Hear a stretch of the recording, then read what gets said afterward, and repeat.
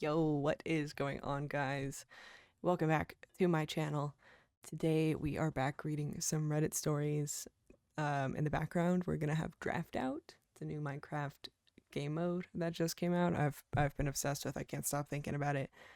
And we're gonna read from r/confession today. So no need to roll if anybody's the meanie head or not. But we're gonna start with r/confession. We got 6 stories, so sit down, stand up, put me on your second monitor, third monitor, even on your TV, and go ahead and do whatever it is you were planning on doing while you pulled up this video. I know it's probably gonna be in the background. So here we go. Story number 1. I've done nothing but leech off other people my entire life, and I don't know what I want to do in the future. 29 male. I studied architecture, dropped out. Studied business, dropped out. Then went back later and finished my degree, all paid for by my parents. I pocketed 2 full years worth of tuition and faked attendance and reports. Parents found out, mom almost had a stroke, but ultimately nothing happened. Now, I live in a condo paid for by them. I haven't worked a day in my life until I was 25. But then I started feeling uneasy because people I know were having careers and growing incomes while I was still pretending that I'm freelancing and doing a double major around my friends, girlfriends, and acquaintances. I did none of that, never had the skills for it. So I got a corporate job through one of my dad's connections. Eventually got to a middle managerial position in the fintech through sheer BS skills and started making pretty good money, but never good enough money. Problem is, I've never had the willpower to actually study and master things, and I get by deceiving people into thinking that I'm insightful by presenting narratives that sound convincing and getting more competent people to do what I should be doing. Tried architecture, ditched it. Had my parents pay for a private 3D modeling class for my degree, never paid attention to them. Tried coding, gave up. Tried finance, gave up. Tried gym, never managed to go for more than 3 weeks before giving up. I want to achieve something great, but never could maintain my focus on whatever I'm doing. And it doesn't help that I'm also lazy as fuck. Socially, I'm not doing great. When I was little, I got bullied for having wealthy parents, being well-mannered, and having good grades. And that left me with this urge to dominate everyone I came into contact with. What? I started by abusing my pets and other animals. Oh my god. But I also physically and emotionally abused my sister since very early childhood. In fact, before I started going to school, I crippled her socially to the point where she's incapable of social interaction with people her age and is too afraid to try anything. But as we got older, I got on friendly terms with her, even intimate in a way that I don't want to elaborate on. No, I didn't have sex with her, but we did some weird things, and it was consensual. What? I didn't. I just read the title. I didn't read any of these. um, so I might be just as shocked as you are right now. Holy cow. And we still got like 60% of the story left. Okay, where was I? But I still keep degrading her self-esteem by advising her in a way that makes her feel incompetent and helpless. I do the same with my mother. I also bully some people from school later in life, but they were bottom feeders, so that isn't satisfying. With regard to people my own age, I didn't make any lasting friends in uni because they were too boring for me. I ghosted one because he became too embarrassingly liberal, and the other ditched me because I'm unreliable and lie too much. Made some friends at my previous workplace, but I eventually lost contact with them. I have one childhood friend who's kind of a loser, and another one who moved abroad to study, so we don't hang out often. Most importantly, I don't enjoy socializing with people unless I'm drunk beyond any decency and unless they're doing worse than me. That being said, I do have rather broad knowledge in a lot of different topics, so there is a certain type of people that I can impress very easily. I also have issues with women. Top 10 things I'm not surprised about. Not in a sense that I can't attract them. I can do that even now that I've lost my boyish good looks and got a little fat because I know how to leave a good impression. But I have this sadistic desire to dominate the person I'm with. Most of my sexual fantasies revolve around this. And I'm extremely insecure about my ability to please women to the point where I avoid sex. My first girlfriend back in high school was a generic, chronically online pick-me, and she was crazy about me, but I was afraid of having sex with her and told her that I made a mistake and that we shouldn't date. Around the age of 19, I started panicking about the fact that I'm still a virgin, so I started using dating apps.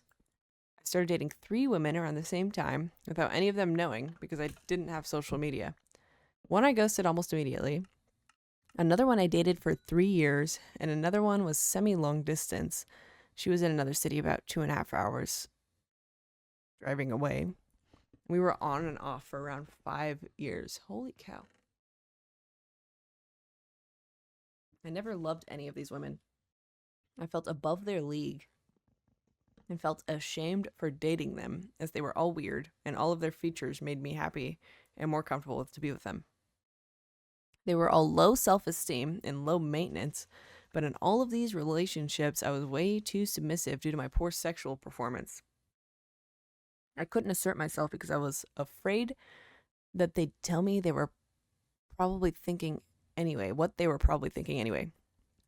Even just being naked around someone makes me nervous, and I start sweating profusely, and I have a hard time doing anything at all. So, sex was rare and unsatisfying.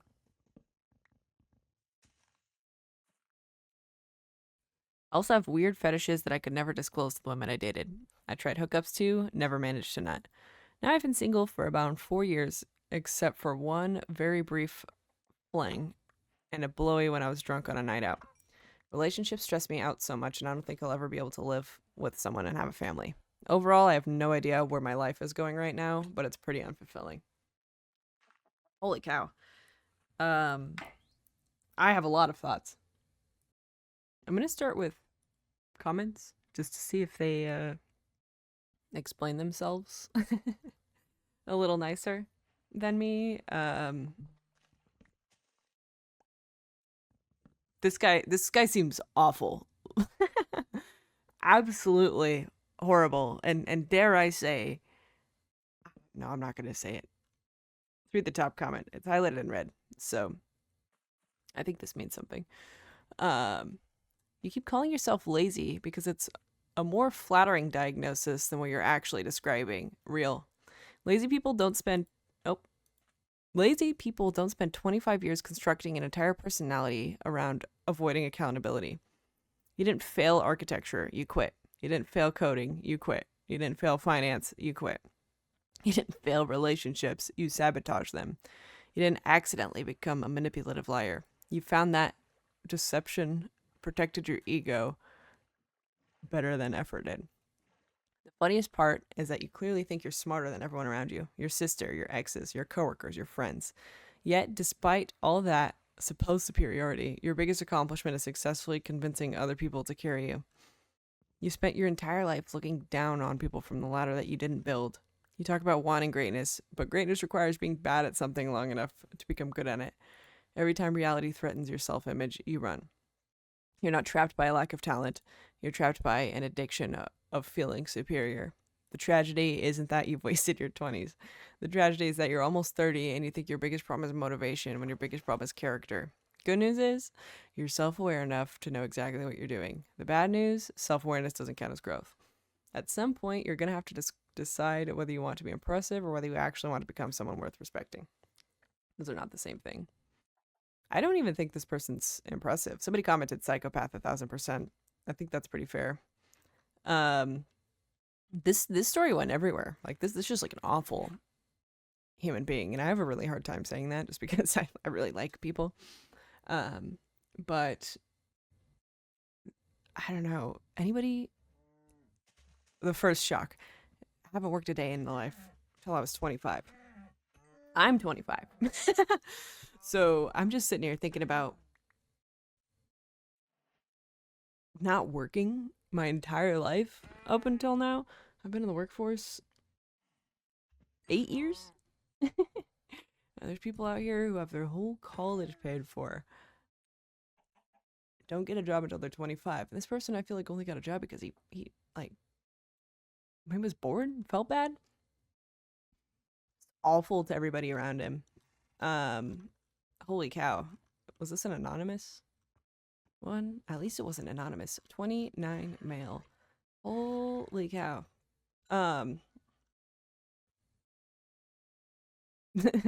One comment said, wow, most horrible personality traits embodied in one person.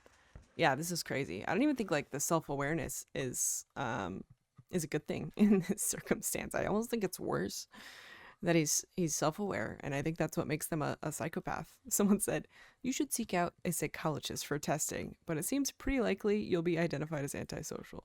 Once you understand what that is and what you want, you just need to plan how to get there. They help you determine your motivations. Yeah, this person needs therapy. Maybe we'll, I don't know, be a little nice to OP.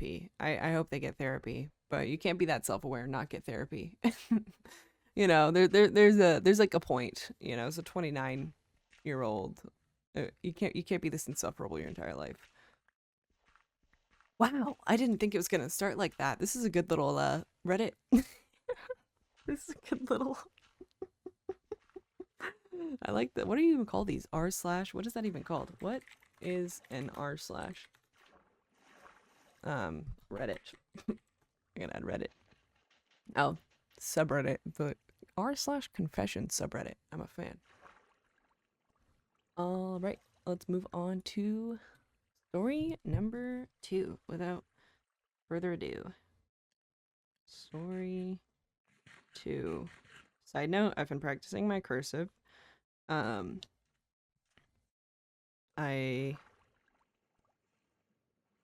don't know. Maybe that's me trying to be superior to everybody else. I just want to write in cursive. I don't want to lose that part of me. I did learn it in school, okay? What if nobody knows how to write cursive by the time I'm old? All right. Story number 2. Here we go. I let my friend move into my house and I regret it.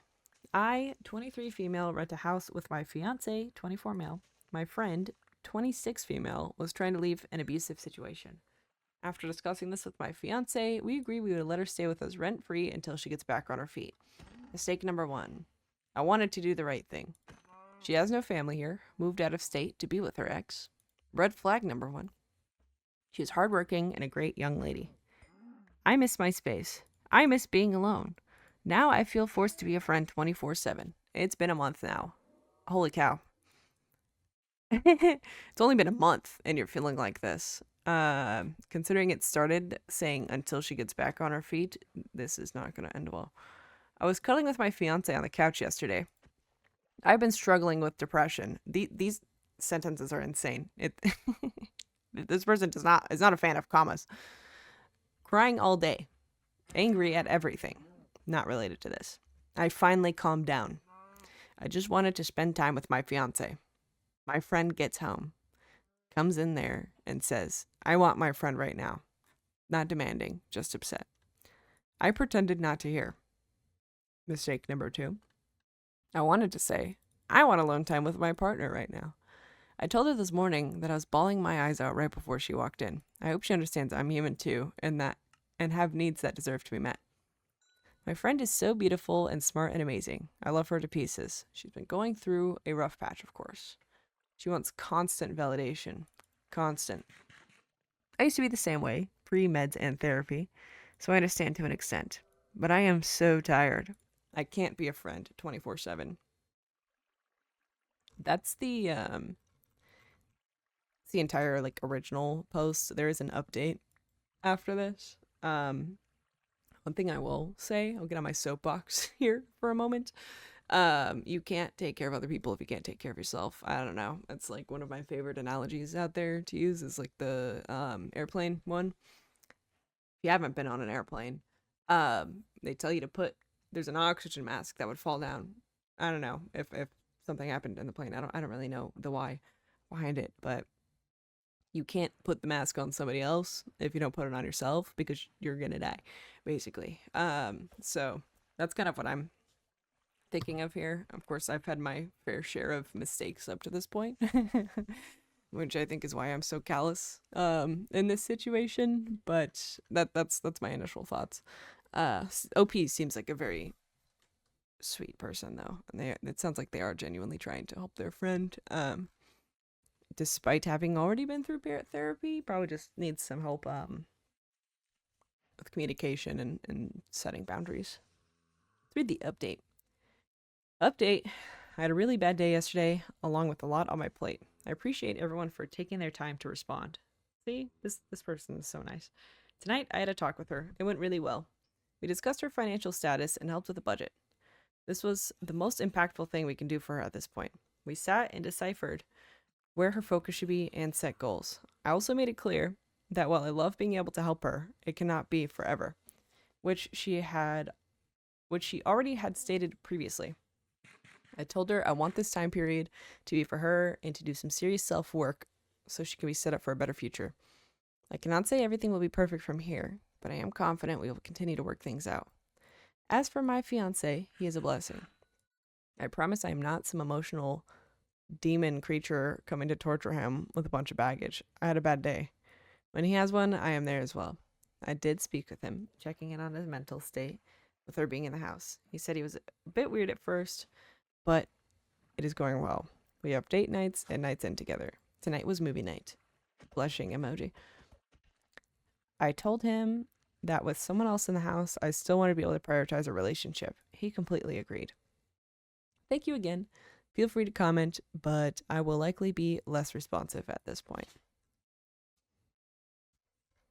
I wonder if some of the comments just told her that she's gotta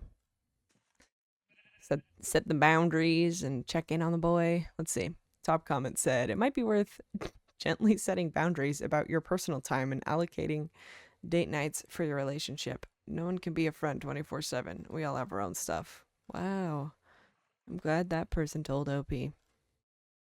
I think, I don't know, I've been doing this more recently as much as I'm an empath and I care so deeply for my friends and I want to be there for them. I do think it's important if you don't have the emotional bandwidth to, establish that. I think it's good that they're, letting their friend stay with them. You also don't have any kind of like obligation to anybody else and, prioritizing their life over yours. That's like the worst thing that you can do for yourself. I don't know. I'm glad this didn't. I thought this was going to go a different direction. I thought it was going to go a direction like the friend. I don't know. When I saw the rent free, I honestly at that point knew it wasn't going to go that way. But I've had so many people just not like pay me in my life. At this point, I've figured it out. But I have had so many people live with me, offer to pay. It's not even an offer. It's just like hey, we're going into this like as roommates. Let's split this space. And just not. And I've just like taken the loss on a lot of that money up to this point. So that's kind of where I thought this was going. Turns out we just needed a little bit of coddling, and that's okay. Sometimes too. Okay, story number 3. Uh-oh. Oh my gosh. I think I just hit F5 on accident. Story 3.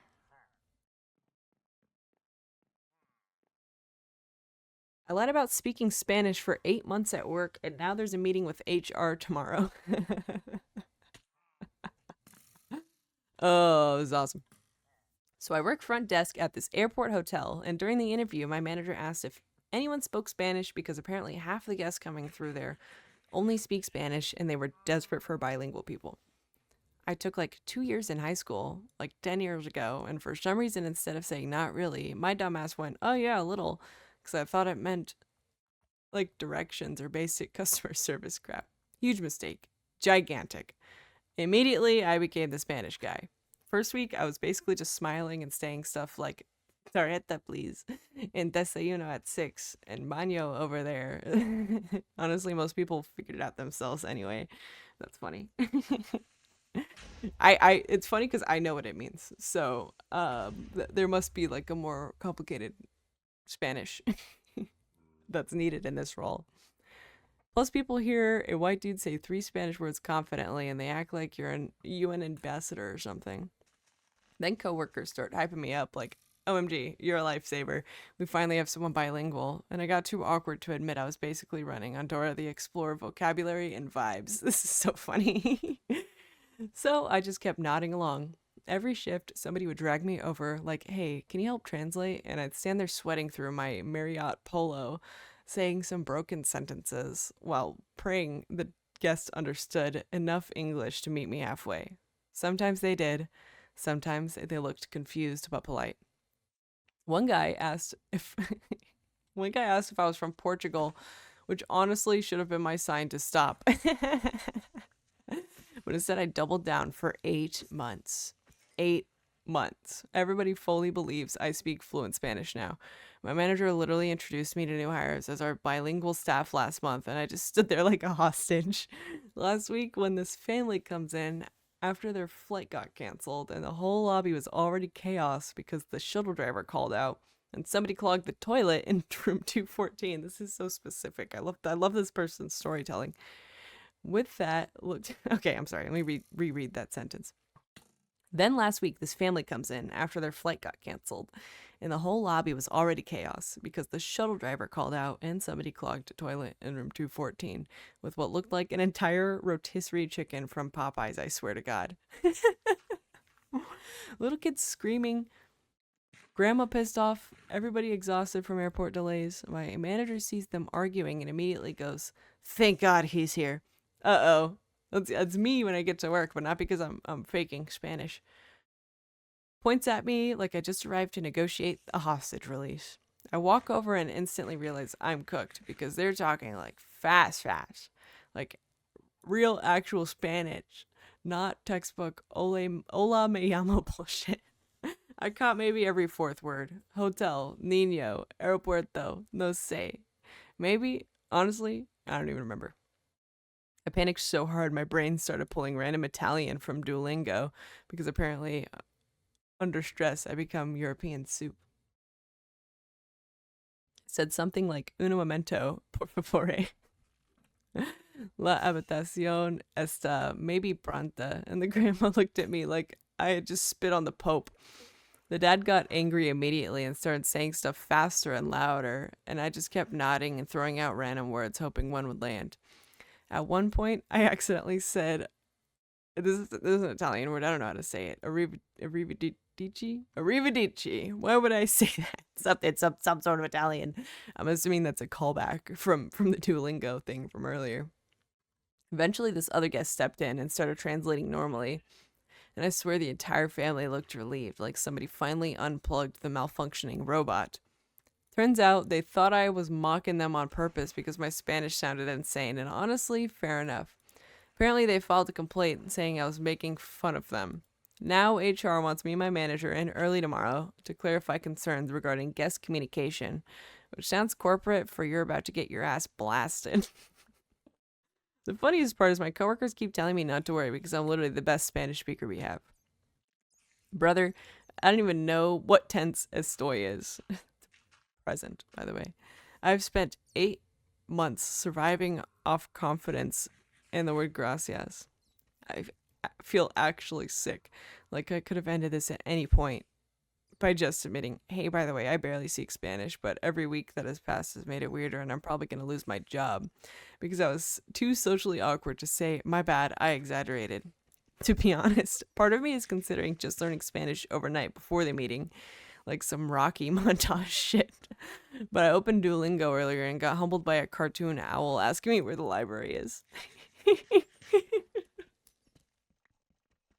Like one of the best stories I think I've ever read. This is awesome. Someone said, I'm so sorry you're in this situation, but this is hilarious as an outsider. Good luck, though, seriously. Keep us updated. OP said, fair, honestly. If this happened to somebody else, I'd be crying laughing right now, too. Gonna update after HR either fires me or ships me to Madrid. LOL. Did they update?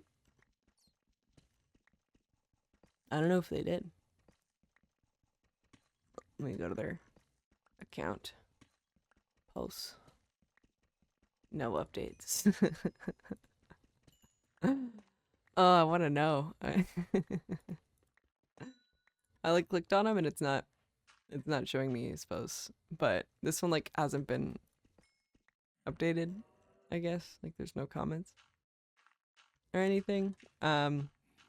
So I think it's safe to assume HR sent him back to Madrid or sent him to Madrid, like he said.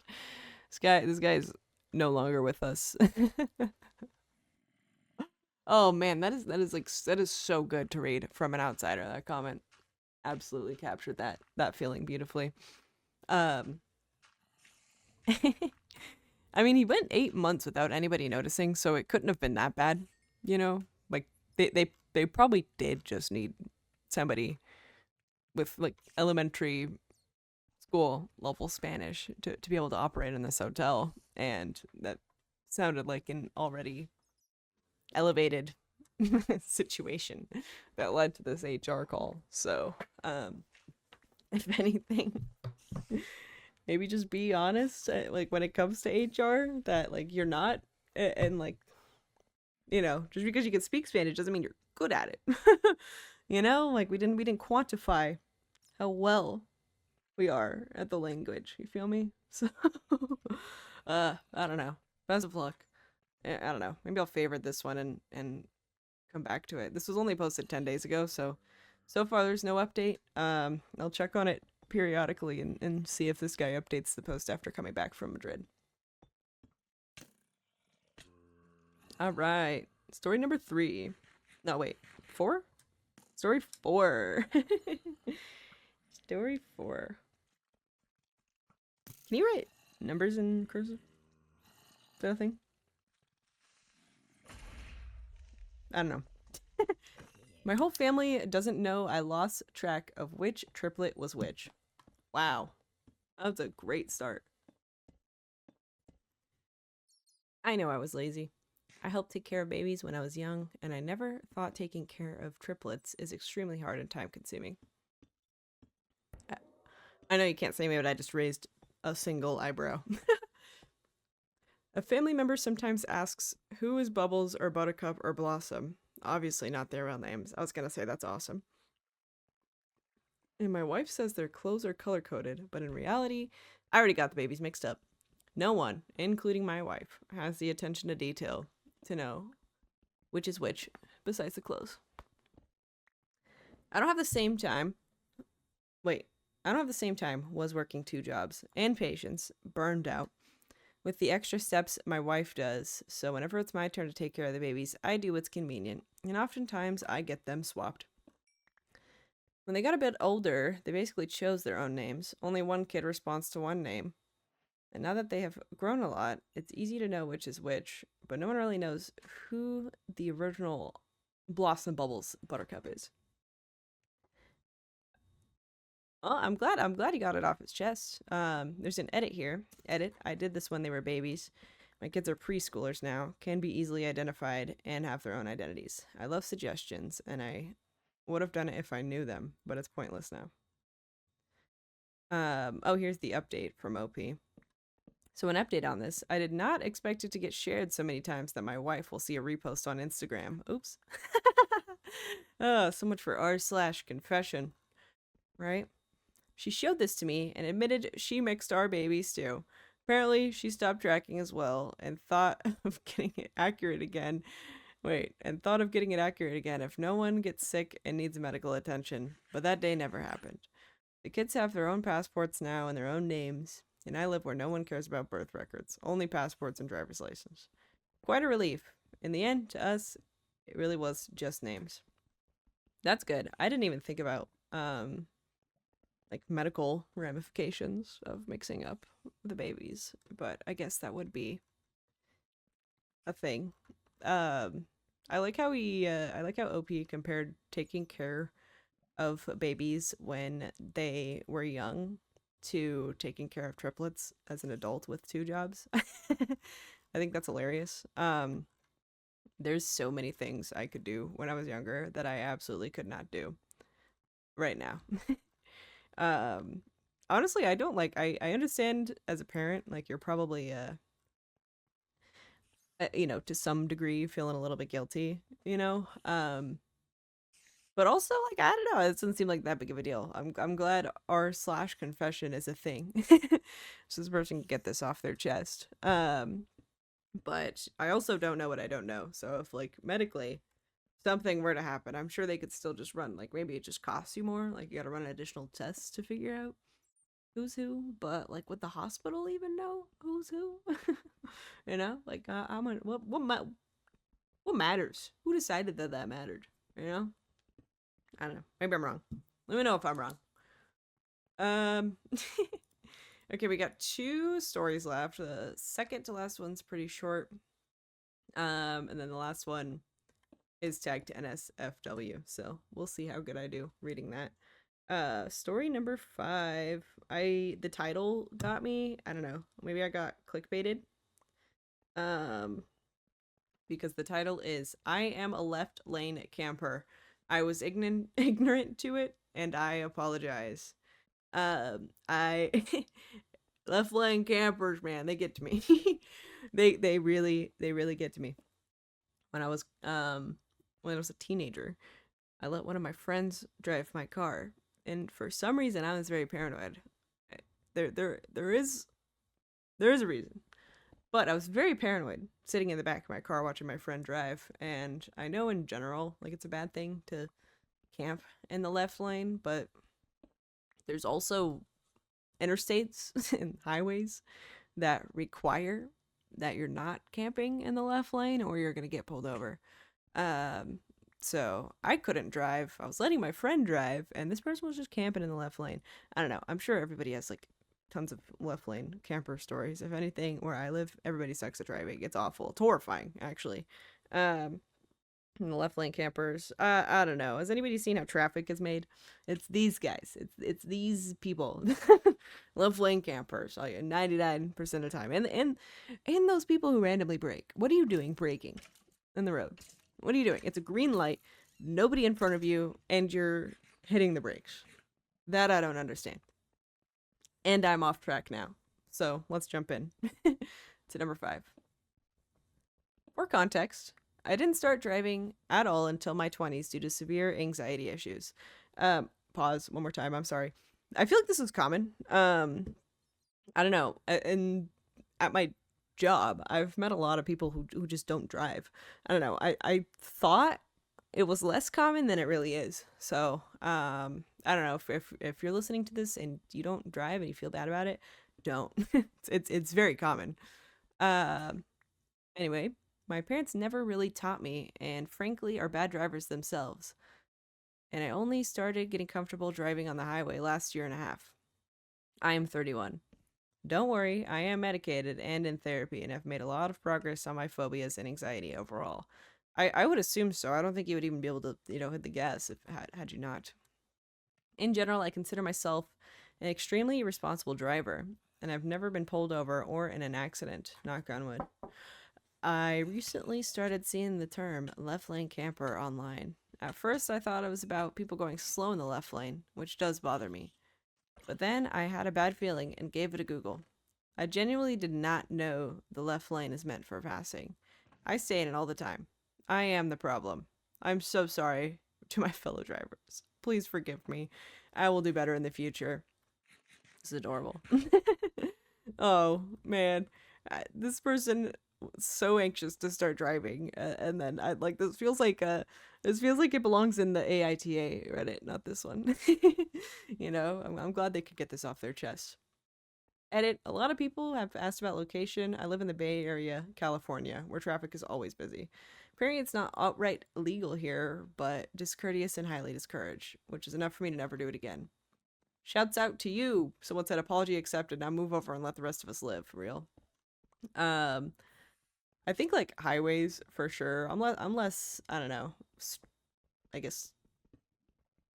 I don't want to say stringent. That feels like the wrong word. Let me look at what stringent even means.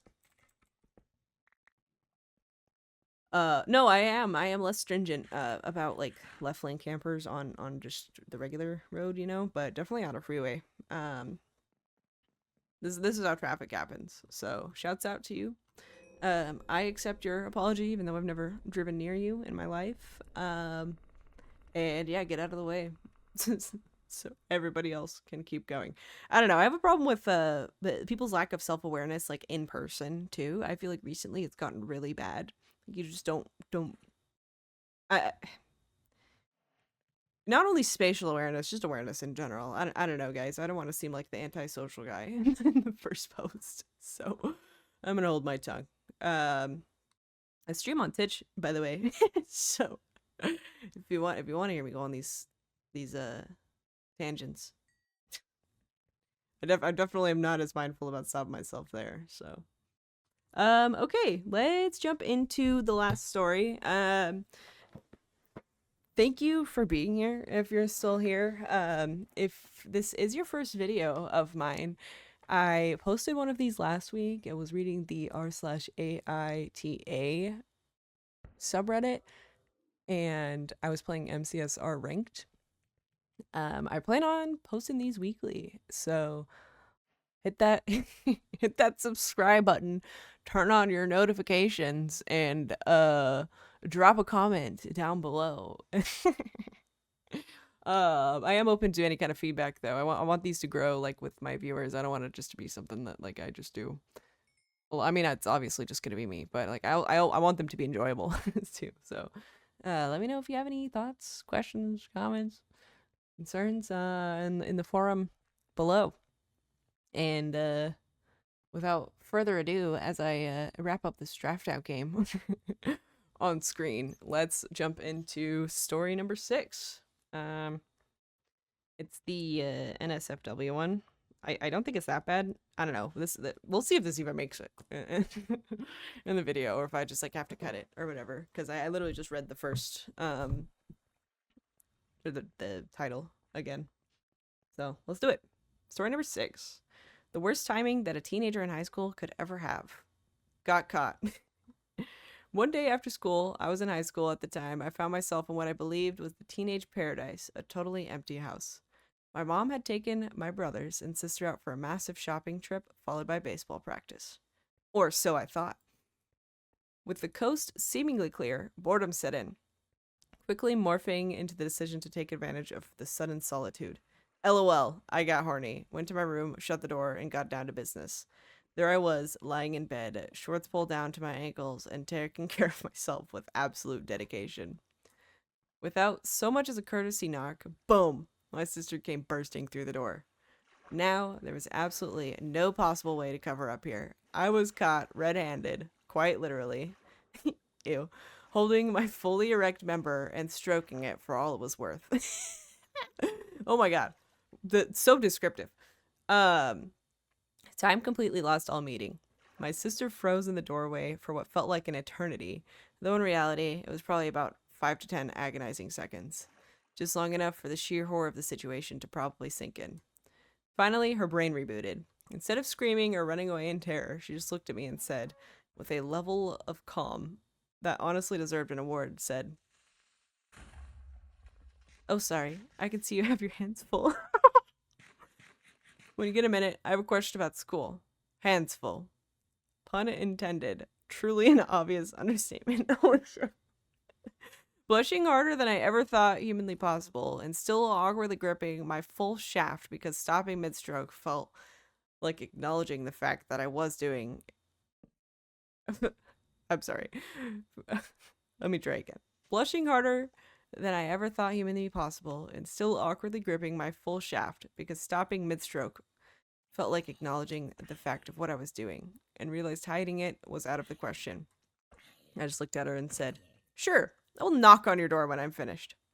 She actually smiled, closed the door, casually walked away like she hadn't just witnessed a biological crime scene. This is kind of cute. I mean, like, it's awful, obviously, but I kind of love the sibling dynamic here. As it turned out, she did not go to the store with my mom after all. Minor detail that would have been great to know 20 minutes earlier. 20 minutes? I was so profoundly embarrassed that my immediate plan was to legally change my name and move to a deserted island. Maybe, he can, maybe, what country was it? Wait, I want to do a callback. Maybe you can, find that one guy in, Madrid. Go to Madrid. I don't even know if it's an island or not. I was just trying to do a callback, guys. I'm sorry. Where was I? But after an hour of intense self-reflection and waiting for the extreme embarrassment to drop to manageable levels, I finally gathered the courage to knock, that's in all caps by the way, on her door. To her absolute credit, she was incredibly cool about it. We were both a little embarrassed, but instead of weaponizing the situation to ruin my life, in which she absolutely had the leverage to do, we actually talked about what happened in a healthy, normal way.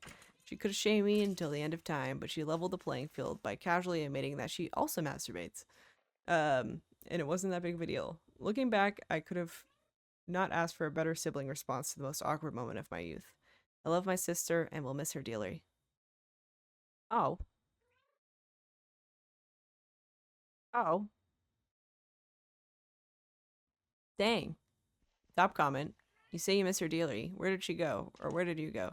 She died of cancer. Holy cow. My condolences. OP. Um, and this comment went from a funny story to heartbreaking in like 2 seconds. Really puts that last line into perspective. Yeah. Lock your door, even if you're home alone, because um, you never know what could happen. But man, I'm taken aback. That ended kind of sad, but she seemed this your sister seemed like a beautiful soul, my friend, and I'm glad I'm glad that that didn't turn into something that was like super traumatizing, honestly. That seems like something you think about like when you're like 70. Um but I'm sure they walked away and just laughed about it. Wow. All right guys, well thank you so much for being here. I hope you're having a beautiful day and I don't know if nobody told you today, I'm happy you're here. I'm happy you're alive. So, I'll be back next week. Subscribe, like, comment, do all the things, please. And again, if you're still here, I am so eternally grateful for you. And let me know your favorite type of Slim Jim. Bye.